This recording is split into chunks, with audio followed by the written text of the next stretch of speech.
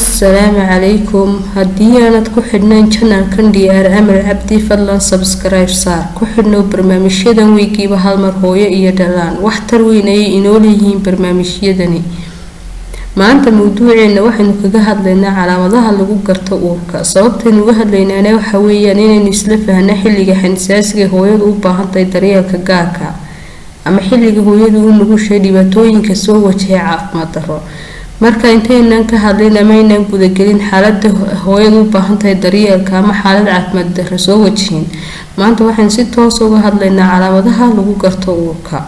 hadaba calaamadaha lagu garto uurka wiiga ugu horeeya uurkaagu waa dheydkii kugu dambeeyay ama waa maalintii kugu dambeysay xaydkaaga ama caadadaada marba sida loo yaqaano maalintaas ayay qusaysaa hooyadu waxay ka dareenta qaybta hoose xundurta wiiga ugu horeeya ama afarta wiiga ugu horeeya casiraad hooyooyinku xaaladan kama wada sinna hooyooyinka qaar ayaa dareema laakiin hooyooyinku ka wada siman yihiin calaamadaha soo socda hooyadu waxay dareemaysaa madax xanuun joogta wiiga ugu horeeya ama afarta wiiga ugu horeeya hooyadu waxay dareemaysaa daal aad u fara badan afarta wiig ilaa shanta wiiga ugu horeeya uurkeeda hooyadu waxay dareemaysaa yaraaluga afarta wiig ilaa lixda wiiga ugu horeeya hooyooyinka qaar baa yaraalugadani ku sababtaa matagaasoo ku daba dheeraada hooyooyinka qaar waynu ku hadli doonaa si matagan ugu sababo iyo si ugu daba dheeraado laakiin weli waxaan kusii guda jirnaa calaamadihii lagu garanayay uurka afarta wiiga ugu horeeya ilaa lixda wiiga ugu horeeya hooyada naasaa waxay ka dareentaa cuncun hooyada afarta wiig ilaa lixda wiiga ugu horeeya waxay dareentaa kaadiis daba jooga hooyadu waxay dareentaa murugo afarta wiig ilaa lixda wiiga ugu horeysa hooyadu shanta wiig ilaa lixda wiiga ugu horeysa dhiiggeedu kor ayuu u kacaa waxay hooyadu dareentaa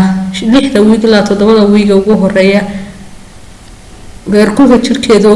isbedelay ayay dareentaa qaybta hoose lugaha hooyadu waxay ka dareentaa daal fara badan waxay hooyadu dareentaa laab olol ama laab dilaac hooyadu waxay dareentaa wadnaheedu garaacaya markasta hooyadu waxay dareentaa naasaha ibteedu isbedelay oo ah sidii wax dararay ama bararsan oo kale hooyadu waxay dareentaa niyad jab xanaaq iyo walaac markasta hooyadu ma aha hooyadii sidii hore ku taqaanay hooyo dabeecadeedu isbedelayso oo xanaaqaysa ayay ahaanaysaa calaamadahana waa calaamadaha tooska ah ee lagu garto uurka waxaanay ku eegyihiin calaamadahani 12 wiig ee ugu horeeya uurka ama 3 bilood ee ugu horeeya uurkeeda marba saad u taqaanaan wassalaamu calaykum waraxmatullaahi wabarakaatuh halkaas barnaamijku inoogu ekaanaya galabta